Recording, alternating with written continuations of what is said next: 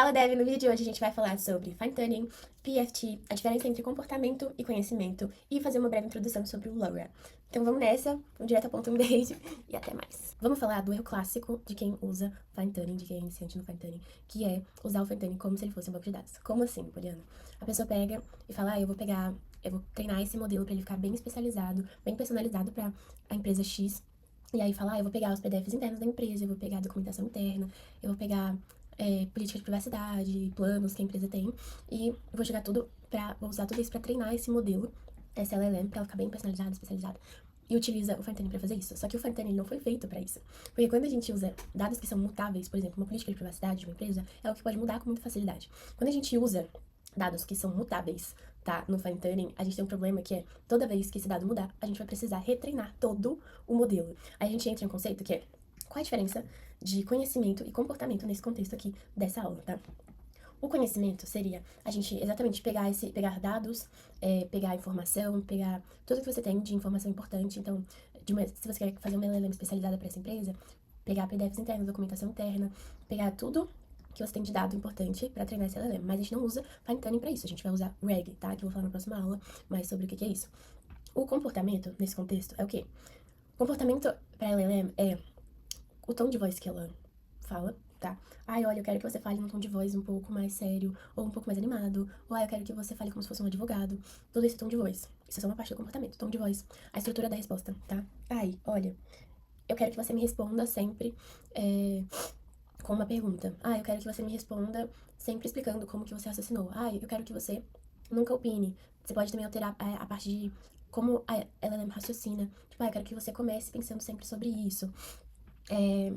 Tudo isso é comportamento. E aí, quando a gente vai alterar um comportamento de uma LLM, aí sim, a gente usa o Fine Tuning. Então lembra, Fine Tuning não é para dados que são mutáveis. Fine Tuning é para comportamento, né? A gente quer alterar o comportamento de uma LLM, tá? Muito importante aqui. A estratégia mais utilizada hoje para aplicar conhecimento, deixar uma LLM mais especializada ali com dados que você tenha de uma empresa, por exemplo, é o RAG, que eu vou falar no próximo. Bom, agora vamos falar dos problemas do Fine Tuning tradicional, tá? O Fine Tuning tradicional é o seguinte, a gente quando vai treinar um modelo, né, usando essa estratégia de Fine Tuning tradicional, a gente vai treinar todos os parâmetros desse modelo. Isso significa que a gente vai ter que atualizar bilhões de pesos daquele modelo, tá? E isso é muito... isso tem um custo que eu não sei nem explicar. É um custo muito alto, é um custo de tempo. Você é muito tempo dedicado a isso, pra treinar esse modelo dessa forma. É um custo de GPU extremamente alto. É um custo de energia elétrica muito alto também. E, assim, além desses custos todos, tá?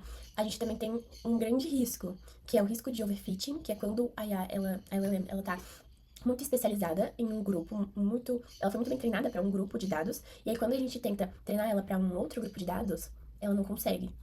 A gente tem dificuldade de treinar ela para esse outro grupo de dados. É difícil tornar essa IA um pouco mais generalista, sabe? E outra coisa também que pode acontecer é a gente ter uma regressão de comportamento. Porque como a gente está retreinando todos os pesos, todos os parâmetros, né, atualizando ali todos os pesos, o que acontece? Pode ser que algo que a SLM já tenha aprendido se perca nesse caminho. E ela, como a gente mexeu em todos os parâmetros, né, pode ser que ela entenda de outra forma agora que foi retreinada, sabe? E aí acaba perdendo esse conhecimento, esse comportamento que ela tinha, sabe? E aí, e o outro problema, assim, clássico também do Fine Tuning tradicional, é o deploy ser extremamente pesado, é difícil de versionar e a gente tem uma latência muito alta. Eu até coloquei aqui que, como resultado, muitas equipes acabam evitando ter que ficar atualizando, sabe? Ter que ficar versionando e etc, fazendo deploy. E aí a gente acaba perdendo agilidade, né? Se a gente não vamos esperar um pouco mais pra deploy e tal, a gente acaba perdendo essa agilidade ali de desenvolvimento. Agora vamos falar do PEFT. O que é isso? O que é PEFT? PFT é Parameter Efficient Fine Tuning, tá? O PFT, ele nasce como uma estratégia para resolver esses problemas que o Fine Tuning tradicional tem, tá? Então, como que a gente vai resolver esses problemas? O problema que a gente tem é que a gente sempre tem que retreinar o modelo por completo, né?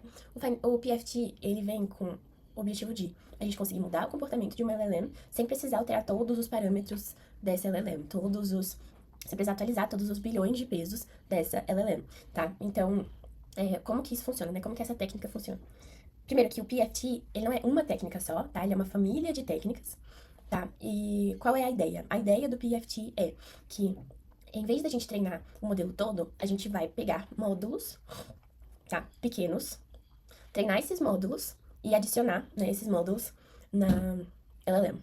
Ou seja, a gente treina só uma parte daquele modelo, só o suficiente pra gente mudar o comportamento do jeito que a gente quer, né? Mudar o que a gente deseja naquele comportamento daquele LLM. Então, essa é a ideia, tá? A gente treina só uma parte, só o necessário pra mudar o comportamento daquele LLM do jeito que a gente quer que ele seja modificado, tá? E aí agora vamos introduzir o LoRA. LoRA. O que é o LoRA? O LoRA é Low Rank Adaptation. O LoRA é uma técnica da família de técnicas do PEFT. Como que funciona o LoRA? O LoRA é o seguinte, a gente vai congelar o modelo base, tá? Então tudo que ele aprendeu vai ficar congelado, a gente não vai mexer nisso, tá? E a gente vai pegar módulos pequenos, né, matrizes de baixa ordem, e treinar apenas essas matrizes. E a gente só vai treinar essas matrizes com o comportamento que a gente quer que seja alterado, tá? Com esse novo comportamento. E a gente adiciona, né, nesse modelo base. Então a gente tem o melhor dos mundos. A gente mantém o conhecimento e o comportamento do modelo base que a gente quer e altera só o que a gente quer alterar. Ah, eu quero só que ela nunca opine, que ela nunca opine. A gente pega essa matriz pequena, adiciona nesse modelo e treina só aquela matriz, tá? Pequena.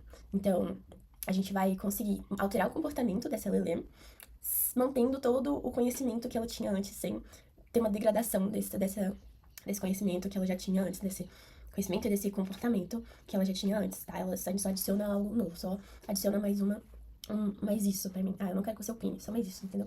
A maioria das pessoas começa a errar quando não tem clareza do problema que ela tá tentando resolver, tá?